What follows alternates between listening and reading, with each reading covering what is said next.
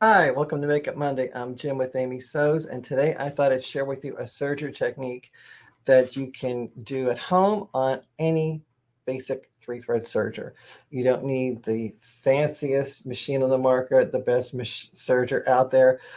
All it takes is basic three-thread serger and some fancy threads. So I'm going to switch this over to the serger cam. So basically, I have my serger set up for a traditional three-thread overlock stitch, regular thread in my needle, and I have, on this case, what's called spaghetti thread that I put in the upper and lower looper. It's a heavier, almost like a cord type of thread, something you can't put easily into the eye of a needle, but it works great in your loopers.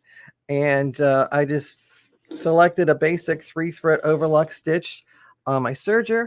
I did lighten up on the upper and lower looper tensions just a little bit because it is a thicker thread. So all you have to do is just basically put your foot in the foot and sew, because we're serging on air. And what I like about this serger is I can put my hand through the open arm of it, so I can actually feed it through with two hands. And in just a few moments, I created a braid, like a little chain there that I can use to do some couching with on a project. But in this case, I would like it more like a cord. So I'm going to actually put it under my foot again. This time I'm going to serge right over it. My blade is disengaged, so there's no chance of me cutting any of the threads that I'm serging. And you just kind of pull along. And by serging it a second time, I got a much thicker cord. And again, you want more, just put, and I'm using a basic serger foot, nothing fancy. And I'm just guiding it right along the side of the foot, and it's serging itself right into place. All the threads now are being looped over the previous stitching to create a really unique kind of cord.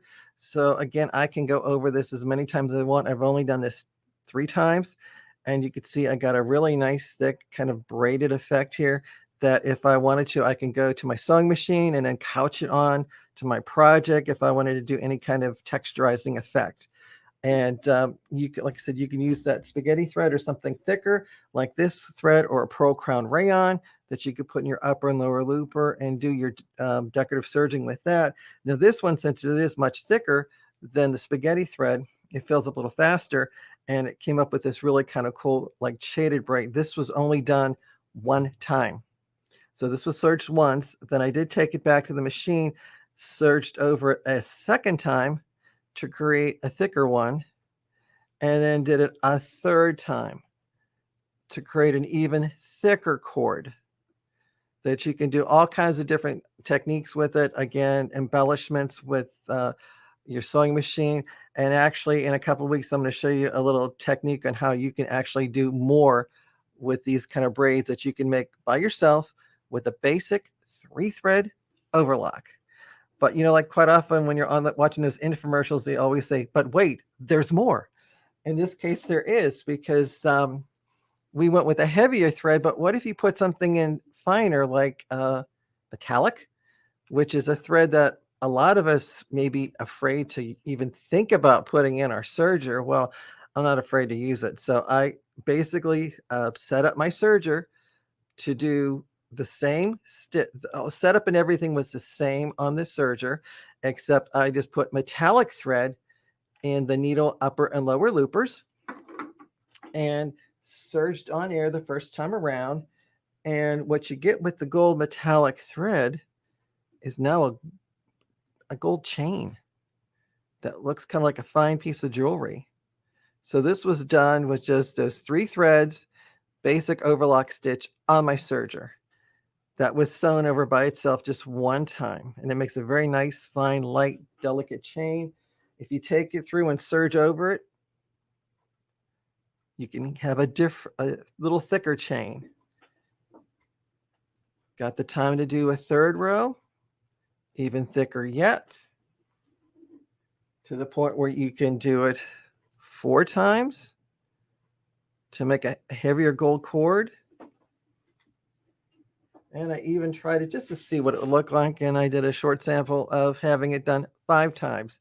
So if you're going to do some kind of metallic work like that, you can choose your gold thread, or like I showed earlier, just using the heavier cord, that you could do a nice heavier braided effect like that, or cord. Something like this will be really good too if you were doing, let's say, a sweatshirt or a hoodie, and you were having a draw cord and you couldn't find a draw cord in a color that you would like. Now you can create your own, and it's more of a designer cord that you're going to be inserting into your garment, which makes it very unique. And the metallics, well, maybe you might want to make jewelry. So I thought I'd share with you that. So here's like the time where I just serged over it just once, which made a very fine kind of gold metallic chain. And if you have a large eye needle and some pearls, you can just string some pearls along it, and you can make a nice little designer necklace just by stringing some pearls. Now, to make it more secure, you may want to go and add a little touch of glue just to glue them in place. But you can make a really nice designer necklace with just a couple spools of thread, some pearls, and a good serger. So I hope you like that technique.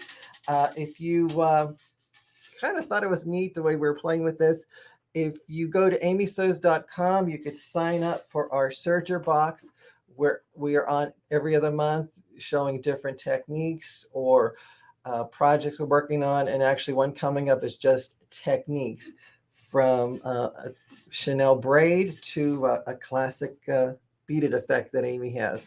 So be sure to go to the website, amysews.com, to find the information about there, because the Serger box is open for enrollment. So you can sign up for that. If you're interested in the kits, there'll be a waiting list for that, but you could look into the site. It'll give you all the information you need about that, as well as for the scan and cut boxes that we're currently doing on those. That's also open, as well as Sharon's Tea Towel of the Month. So you're welcome to go and sign up for any of our online classes like that. And if you happen to like this class, you'd like to take a class, be hands-on, if you go to the sewingexpo.com website, I'm on the staff of the original Sewing Quilt Expo, and I have a whole series of classes going on there, traveling maybe in a state near you. So be sure to go and check that website there for information. And I hope you like our technique, and be sure to watch us for every Make It Monday we have here. And be sure to go to amysews.com and sign up for the mailing list to learn all about the newest things we got going on in the shop. So I hope you like that. Be sure to tell a friend. And just remember, the more you know, the more you'll sew. Take care.